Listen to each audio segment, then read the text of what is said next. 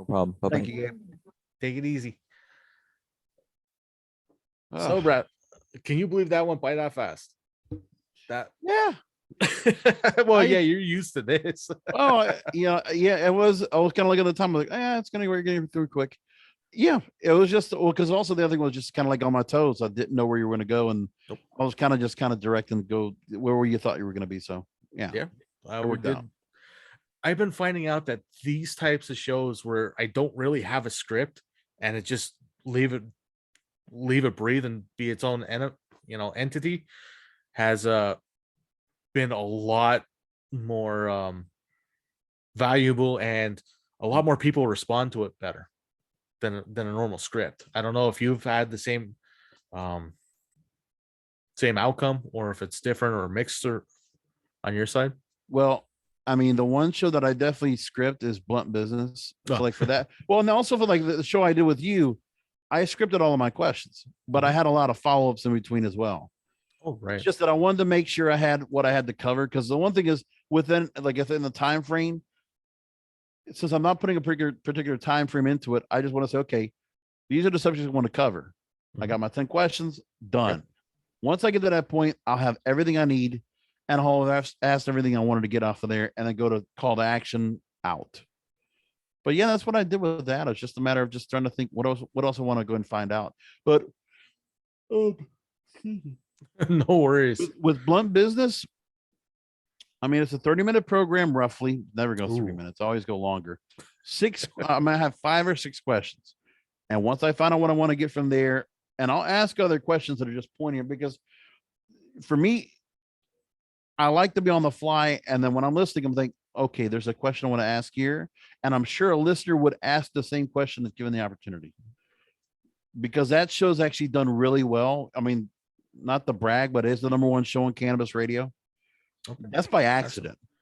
Like, this was a sponsored show, and I'm like, wow. The story behind that was we had a sponsor doing it with us, and I was helping him out. Everything was good, and he had a certain format that I went, and I was like, okay, he's doing nicely. He's got himself set. He's got an outline. But then he left, and then they never had anybody to go and take over the spot of hosting the show for that sponsor. It was like, and then they had somebody else come in. Then they had somebody else come in. They didn't stay on for long. And I'm like, then the head of the company, the CEO, she's like, why don't you do it? Really? I mean, I can host a show, but I was like, I didn't want to put myself on the cannabis radio, because I was like, I never hosted on the other network. I was already doing my own programming hosting. Right. But I never thought of doing it for the network. I was like, okay. But the thing is, too, I don't even say who I am. I don't say, my name is blank on the show. I never say it. Nobody even knows unless they hear it from the guest. I'm not saying it. That's a gimmick I have on that show. But the other thing, too, 5, 6 questions. I know what my breaks are going to be. I'll get those in between. I got to do that. Mm-hmm. And I'm not an expert in anything in cannabis. Like, I never worked for a multi-state operator. I never did a grow. I never consumed it. But that show does well because it's smart. I give a shit about who I'm talking to with the audience, and I want to make sure they understand, hey man, I want the people to learn. Like, I'm learning just as long as you. But my thing is, I'm a supporter. Because I don't have any problem with anybody doing with what they want with cannabis. I go on there, I ask good questions as best as I can, and I study.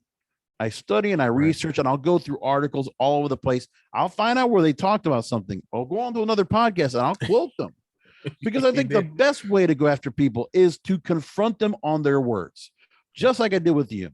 Mm-hmm. I want to keep people on their toes and say, okay, this is not just run-of-the-mill show. Hey, tell us about yourself. No.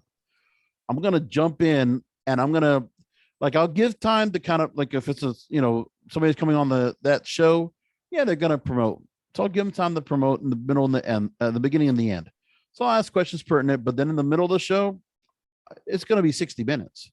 They're going to go 60 minutes. I'm going to go Mike Wallace on them, asking them tough questions and loaded questions on top of that, because that's what they're going to get. There's no other way around it. I'd rather do that and, not waste the listener's time or intelligence.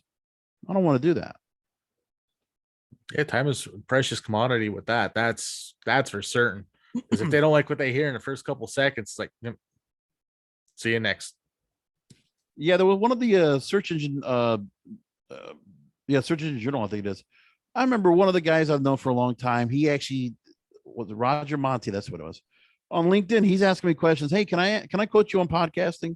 And he talked to a bunch of podcast hosts and certain things. And I'm talking about short attention span with him. And I said, just Mhm. again, I'm not gonna waste the listener's time. You came onto my show. I'm not gonna go on here and just do some big plug away of like 5 minutes or 10 minutes like a Leo Mhm. Laporte or Joe Rogan. I'm not gonna do that to you. You're taking your time out to listen to my show. I'm gonna get it right to business. Like I don't go through pomp and circumstance. I don't go through some grandiose introduction.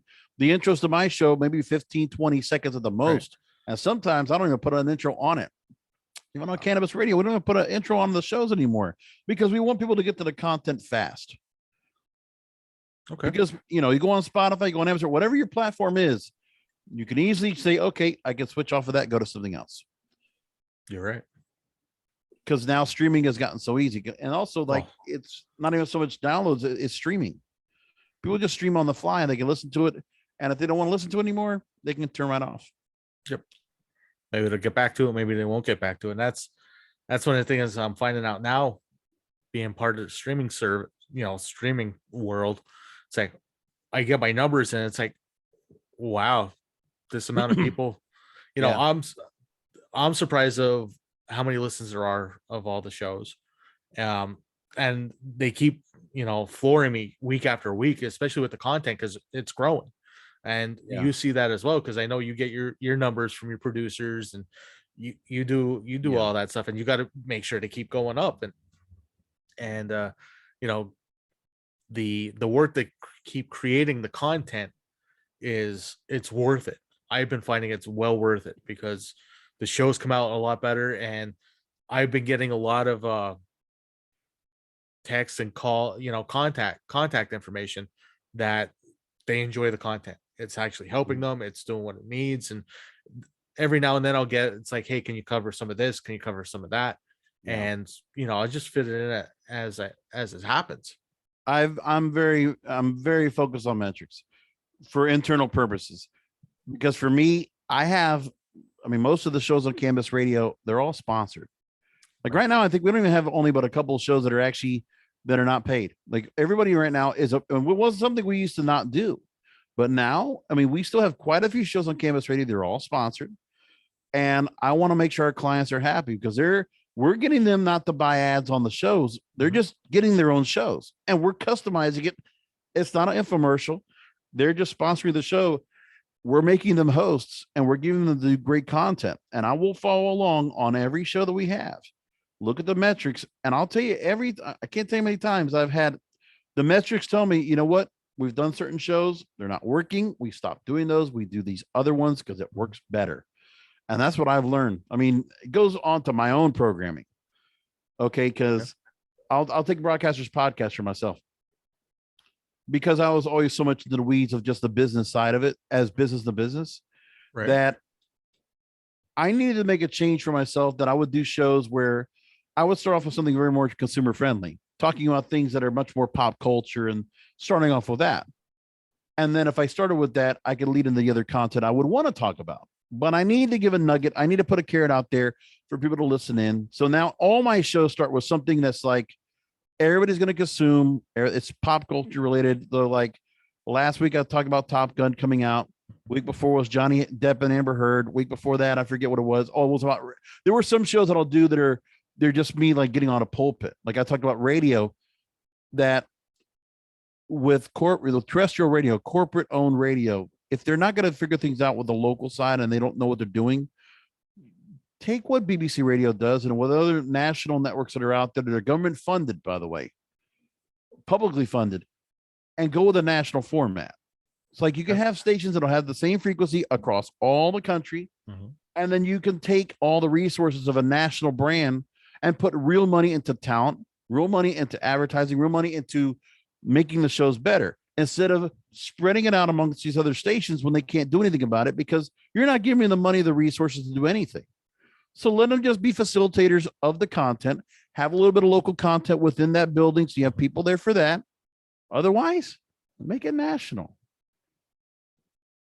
Because right now, the one thing we never talked about is social media and all the internet stuff we have right now. It doesn't do anything for local, not even close to No. what local can do for anything. And no one's figured that solution yet. Because what do you do for the small business owner that's hyper localized, wants to promote their business? Social media is only going to go so far. You're right. They're the ones getting left out because it's all the big box brand stores that Yeah. are doing everything. Like, I mean, I can appreciate some like, restaurants. Yeah. These restaurants, all these different stores and things like that, they have to put in, real money now on marketing themselves where, they have to have somebody come out. Okay. Somebody will do the same graphics for a business. Then they'll do the videos to promote those businesses. But then it's like, you can't just do that one time. No. You need content every single day and multiple times a day to make it go right, to fill the algorithm. So a lot of that. When I think about for Instagram, I mean, there's certain things that'll pop up, and is TikTok the same thing? You need to be posting 3-4 times a day. Oh, at least. Influencers, you got to do the same thing. So yeah. Yeah, every day, and constant contact, videos, all that's it's like that's a double full-time job right there, just making sure you do that, because some people do it in the morning, some people do it in the evening, and you got to cover everything. It's a full-time job. Yeah. I mean, people should be looking at it as full-time, because if I had to think of what I mean, I could easily find, if I had the wherewithal and the means to hire a full-time social media person. Well, first of all, I don't even know if there's one person that can be the end all be all to do that. Like, No. you would need it for different platforms. So you'd have to outsource. And then even then, it's like all the things they could be doing, you can't automate it. There's no way to No. automate it whatsoever. You have to be organic and genuine every time. And I know if my content wanted to get bigger and better, I would need to go and do more in terms of promoting it and finding clips and putting, splicing out clips and putting out clips in here and there and taking graphics and whatever else to do, everything I need to do, or just to repurpose. I can't just put links up of certain shows and hopefully that's going to do something, but Right. or I could get some of the people to cross promote, but even then they're not going to do much of a difference either. No, you're right, because it's like, okay, you want me to do this and do it once or twice, and that's it. It's not going And to be then what going. if the algorithm changes? What if the platform changes? What if it's one platform's antiquated and obsolete and the next one comes up? Giant cycle. You don't know where the hamster wheel stops. Or You which can't be hamster wheel. complacent, man. You just No. can't be complacent in digital media. You have to stay together and stay up and be constantly hyper focused on whatever's going on and get on the trend as quickly as you can. You can't get on it late. Oh no, once you miss that late thing, you're done till the next thing comes around, whatever Yeah. that is. And if you can't get on to the next one, because it normally links one to the next, to the next, to the next, you miss one, you're swimming out to sea trying to find a boat. Exactly. So those are the things I have to contend with. I wish there was a better way. I don't know. I can't figure it out. Someone will, and they'll make an ad for it. The ad may work, may not work, and you might come across it, but until then, by the time they actually figure it out, it'll change. Yeah, I hope so. By the way, this is the 15-minute segment we were talking about, right? Yeah. Okay, just want to make sure. Yeah, I stopped the other one. This is a whole new recording right now. That's what I figured as much. I was just kind of along with what you had said earlier, and also, yeah. But yeah, I can understand social media. I can understand if I wanted to figure out what to do, but there's no way, and I don't have the time possible to. I mean, I make great content, but to have to go and piecemeal it and repurpose it and redesign it and recraft it for whatever is impossible. Oh, yeah, unless you have everything cataloged, start to finish. This minute talks about this. This minute talks about that, and a giant database of all that stuff. And there are certain companies that are forward thinking. They think about that, But you know what? It's not the big corporations. Like, I mean, I think about when I look at certain places, you know, I look at TikTok and I always think that's a great example of like, okay, who's putting stuff out there and they're following along and they're doing a good job of consistently posting and just making you get. I'll think of Barstool Sports. Those Okay. guys have a universe of everything because they talk sports, they talk about everything else. And I'm like, I can't even keep up with what they're doing. But then, like a big company like a Spotify might put content out there, or you might have Hulu might put content, or all these different record companies now are learning to put their music videos of certain artists out there to get noticed because new music discovery is on TikTok more than everything Mm-hmm. else now. Because you need TikTok to get people to go to Spotify, and then for the record companies, they need Spotify and Apple to get a lot of downloads to go ahead and go into the algorithm of Billboard to get in the Hot 100 or the Hot 200 for albums and Yeah. things like that. Like to go through that process is it's crazy because music right now you can't make the kind of money that you did, and No. unless you're on social media working things out. I mean, certain artists are really good at like saying, "Oh, okay, you know what? I got a new album coming out. I'm going to show this test of me, you know, singing a song, you know, a cappella with a Mhm. piano track or whatever." Like there's things like that, or just you know, just the goofy things of, oh, I'm going to just dub my voice over this stupid thing that's going on. I'm going to just, you know, I'm going to, what's the word I'm looking for? I'm going to mime whatever they're doing into this thing. It's like, okay, I'm going to just, you know, it'll be this particular clip and I'm just going to, you know, I'm going to fake it and just say the words. Yeah.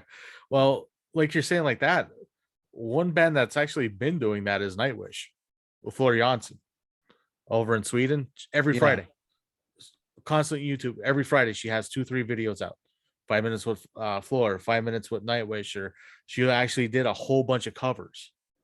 Amazing, amazing stuff. She Wow. actually redid Hearts Alone, and she it gives me goosebumps because it's different, but it still has a lot of the same characteristics as Nancy did it way back in the 70s.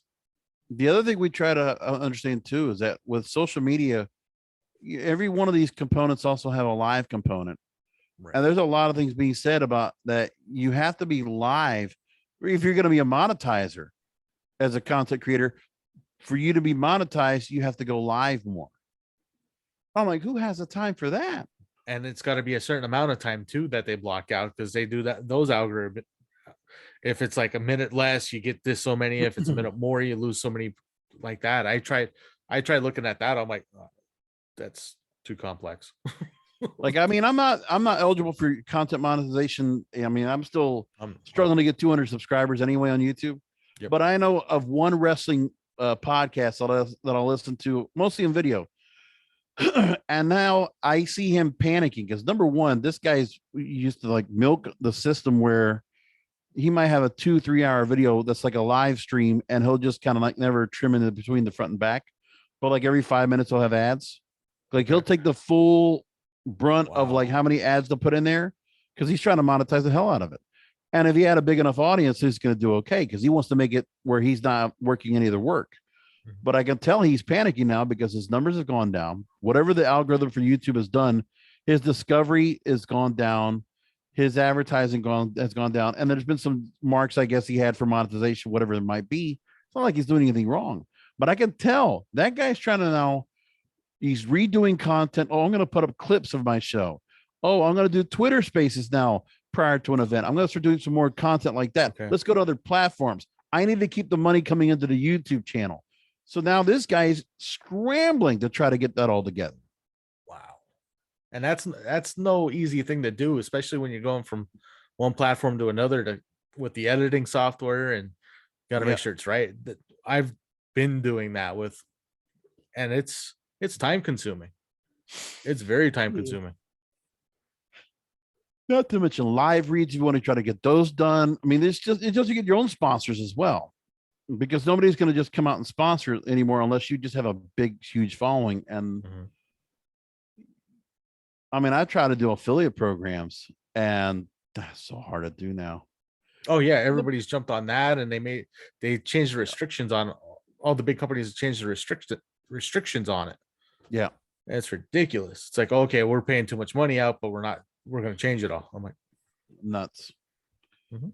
There's no way to, I mean, there's no perfect science to it. Nope. All I can do, and what I did with the blunt business program when I was doing that was, especially right before pandemic, it was just that everything I got blunt business to do right was all by accident, because I had a lot of people from the PR side going to cannabis radio after we started doing our conference series.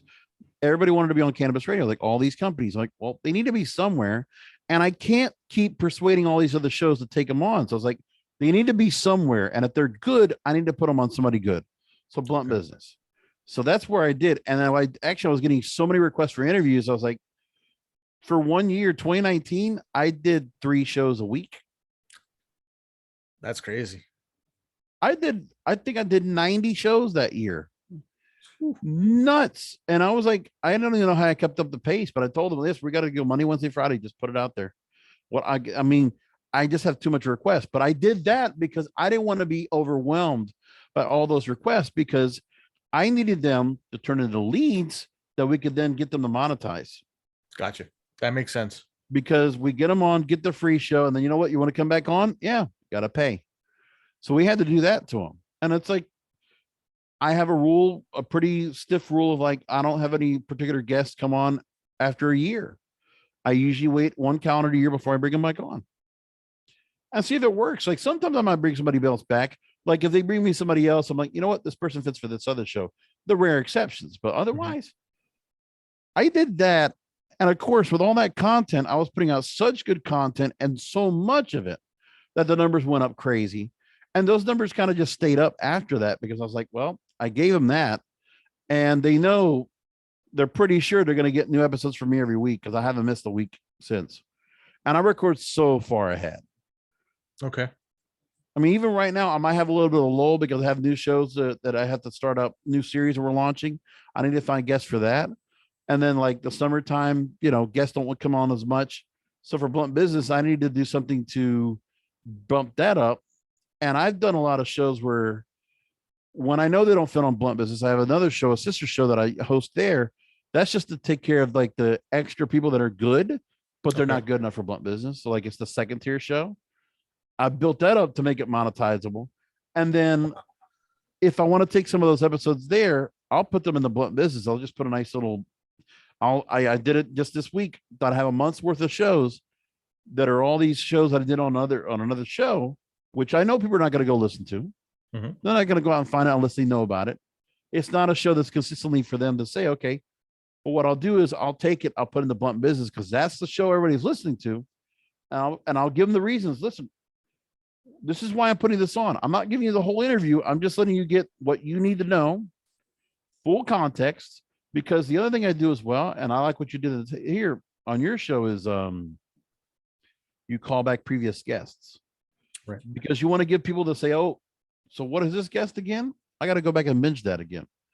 I do that all the time. Right. I will always call back. Oh, we had this guest on. We had this guest on. We talked about this and this and this. Or I'll refer about it from another show on cannabis radio to help cross promote said shows. On the cannabis side, there's a guy, Steve D'Angelo, who's one of the biggest, pioneering advocates in the space.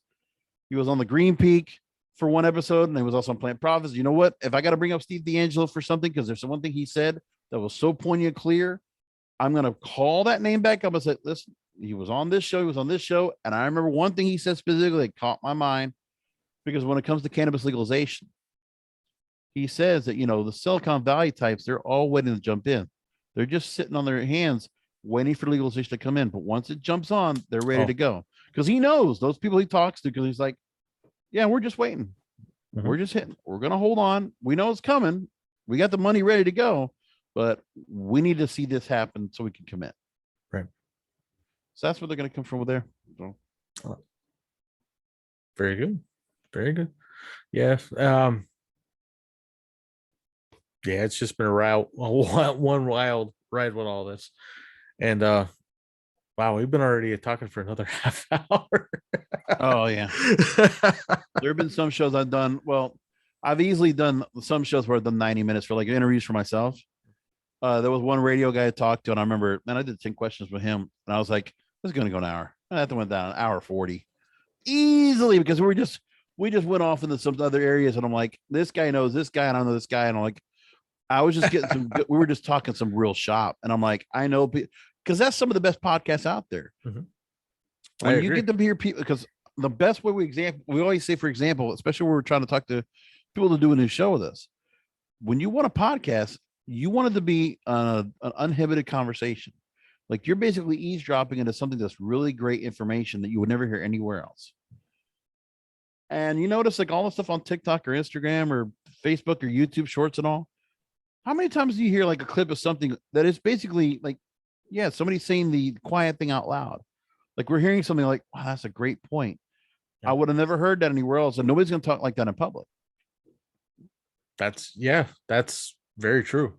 Very But factual. the problem is with some of those shows, like, I mean, you have a celebrity on, you might hear a clip for a show, and then you go to the show itself, and I'm like, I don't want to listen to this thing drawing along. Like, I mean, I'm sorry, Joe Rogan's good, but I can't listen to him all day. Not all day. Not a whole episode at one time either. I never have. I think No. I've done it twice.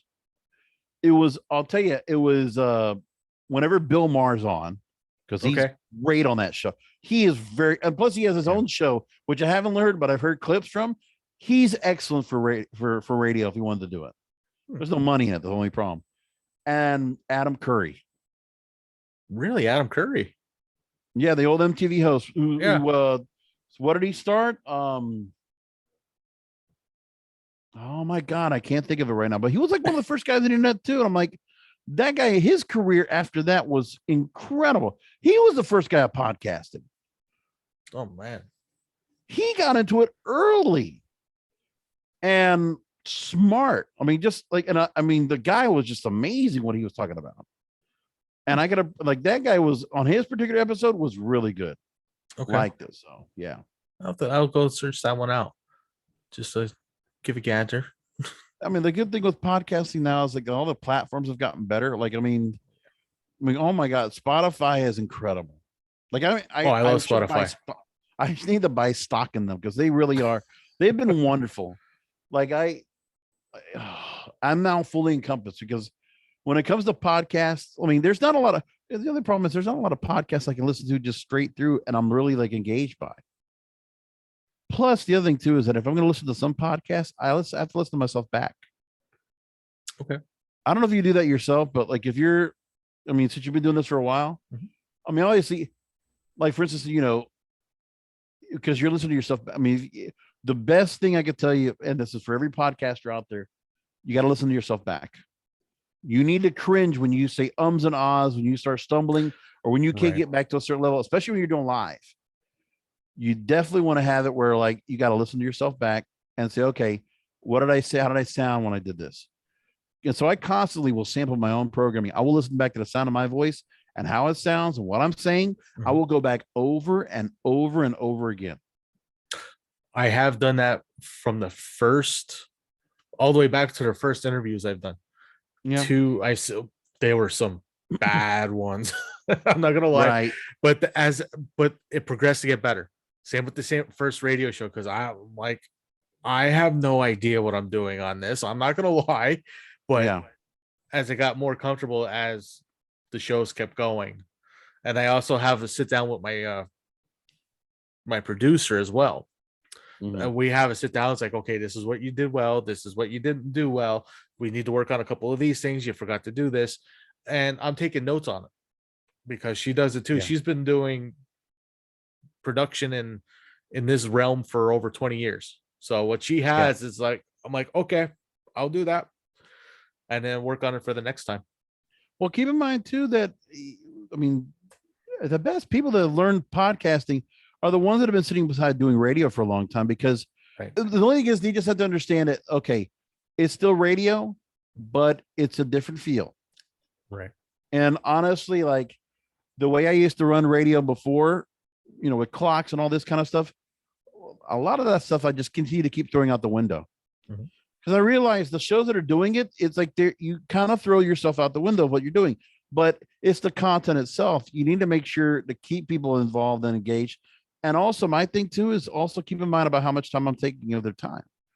So for like some of my programs, the wrestling and media program, some shows will, you know, like in wrestling, oh my God, there's thousands of wrestling podcasts, and they can go like 4 or 5 hours in some cases. I'm like, I'm not doing that. I will go 60 minutes, no more than that. And I'm like, unless it's something really important, all my content, all those two shows, the media and the wrestling one, those are an hour long. I'll cut it off. And I was like, yeah, I got other content to talk about, but I'm going to bring that up next week. I will just roll it over. And then like the one series I didn't talk about is something that's much more ambitious of mine. I now do a show called Depraved and Debaucherous. Yeah, I seen that in your little your bio here, and I'm like, what is that? I just haven't had time to look at it yet. No, I know. So the show I had, Joan, was When I'm Not Podcasting, which was much more of like a round, like almost a water cooler show of various topics I wanted to talk about. So I did start dabbling in the crypto and finance. That's why I brought you on, because the show fit. But then what I did was I got to the point where it's just like there were so many issues I talked about when it came to social, cultural norms, dating, relationships, and how the younger people are just, are living right now these days. That there's a lot of stuff I learned from my own experience growing up when it came to dating, when it came to relationships, when it came to a lot of different things that I felt like I wanted to give back. So like that show, it's like, well, because the kids are not getting raised right these days. The kid might not have a mother and father at home, and like the decisions that they're making, I don't want them to be judged or blamed. Like I want them to feel like, hey, you don't need to be puritanized. You don't need to be canceled. You don't need to be, bullied to this and that. That there has to be a point where somebody comes on to talk about content that's like out there. And I want to be able to just say, okay, listen, I can understand where you're coming from. And I want to bring up certain things when it comes to psychology, when it comes to various things that are going on culturally, and just say, listen, find a way to still be yourself and who you are individually, and not be judges of what's being said or what's being done. Because I just feel like so many young kids are now, like, teens, 20s, you go downhill. Like, I mean, I'm just saying there's like a deterioration because how many people do you see where like, guys are not looking like guys anymore? No. And then the girls that date them are getting screwed because these guys are so deprogrammed or desensitized or feminized or whatever. And I'm not saying there's anything wrong with certain guys that feel like, okay, they're interested in something else. But for me, it's like, I don't want these women to go into this culture like, okay, they're getting hurt, they're getting assaulted, they're getting attacked, they're mentally, physically, and emotionally getting hurt. All this toxicity and narcissism and manipulation because the guys are acting like girls. It's like for me, part of it is the guys I'm worrying about because they're starting to look like this. I can go to the mall, people are kind of like deteriorating themselves. Tattoos, let's get some, change the hair color, the way they dress, all this, and what's being, brought up by pop culture, like what's acceptable. Harry Styles in a dress, not for me, but is that for everybody? No, I don't think so either. But it's fine for some people, but it's like, you can see the guys that are being out there, they're not men. And there should be that dynamic where men can be men and women can be women. And there's always going to be a place for men that don't want to be, and they want to go a different route.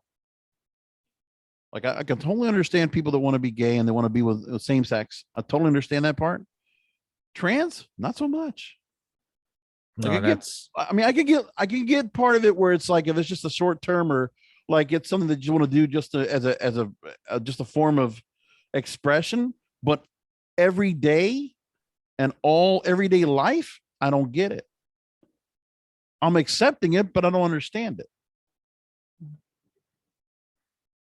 Well, and I don't want to be acceptable for everybody else. I want to be able to like you. I want everybody that's like, teens, 20s into the 30s, Gen Z, millennials. I want them to have a chance to like think for themselves, live for themselves, and not get caught up in everything else. You're not going to fix them on, like, if you help them, they have the right support system around and the right people in their lives, they're going to come out okay. That's all. It's just something like that. And I just say to myself too, like, look, we all have this thing where, people might watch porn. People might have their vices when it comes to cannabis or alcohol or various vices that people have their own things. And then I'm not one to judge or point fingers at myself or anybody else. Right. That Okay. we're all kind of depraved and debaucherous in some way. And that's the focus of the show. Yeah, we're human. So Right. okay. It's kind of working because, like, I mean, it's funny. I'll talk about, like, there's various sex issues that are on there and the sugar daddy syndrome that's going on. We're like, I caught some of that today, and I'm not gonna lie, I laughed a lot through it. you know what it is? I mean, when I look at dating now, I kid Oh, you it's not, horrible. the dating sites are horrible. Like, the only places I really tell you that are the most that you find the best quality people are the sugar daddy sites. I'm not kidding. Oh, But unfortunately, there's a reason everybody's over there on those sites. Because if you're looking for any guy, if you're looking for, like, Seeking Arrangement is the best dating site there is. But the thing is because you have to go through a test. You have to spend 75 to 150 bucks a month to get on there. So the guys have to spend a lot. Well, meanwhile, the girls, it's kind of like the nightclub thing. okay. You know, when we went to nightclubs, we paid to get in there Yeah. and they didn't. No, they never did. And It's we like, got to okay. socialize with the, because we wanted access. Right. But those clubs, they're not like that anymore. I mean, you can still do it, but it's like now they're just being priced out. And if you want to just meet girls individually, yeah, it's those sites that are working because they did the best job of getting you matched. And when you get there, like, people will respond over there because unfortunately they have the reason why they're going to go on there in the first place. But anyways, that's the other part with social media too, because when they start getting up on it there, like, some these kids are not learning what reality is and what social No, media is. Those they are don't. two different worlds, but they're clumping it together. Yeah, it's all one massive whatever it is, and they can't tell what reality is.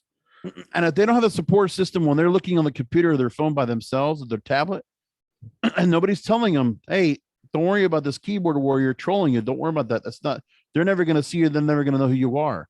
Don't take what they're saying to heart. Well, there's that problem too. Yeah, the bullying and all of that, and people can't cope with anything. Nobody can cope with anything anymore. No, because they don't have. They've never been taught the skills to do it.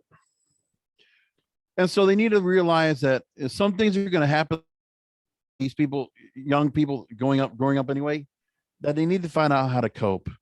And they don't need to do the certain coping mechanisms that are just damaging them. So they should have a chance to come out of their things okay. But, it's those kind of issues. I just figured, let me put some out. There's something that's fun, crazy, entertaining, but also informative, because then on some of the mini episodes that I do, I'll bring in my own account and I'll get personal there because I'm, like, trying to offer some real advice. And hopefully there's some young, because the other thing too is that on that one of my podcasting series, I noticed how young an audience I had. I was like, I'm going to keep that audience. I'm going to keep them listening in. Good. And it's a global audience. Let me keep them listening in and, like, let's just see what goes on, because that's for a younger crowd. And I can test a lot of things on that show to see what's interesting or what's not. I mean, even when it comes to, like, on that when I'm not podcasting series, when I still had it labeled as that, the cannabis stuff would go through the roof.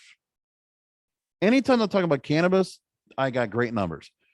They're not great, but, like, better than what I normally get.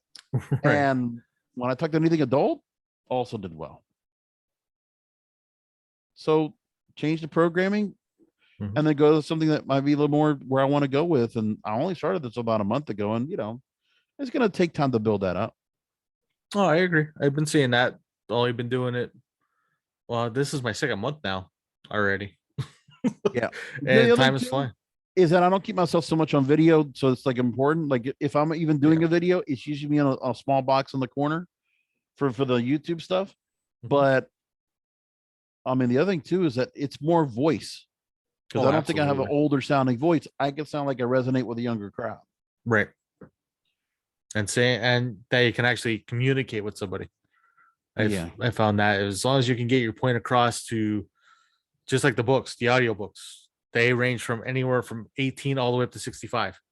Yeah. And that's what I've been finding out with doing this. And within a month or two, I'll be able to get the demographics on age. But I've been getting the demographics worldwide, and it's just going up.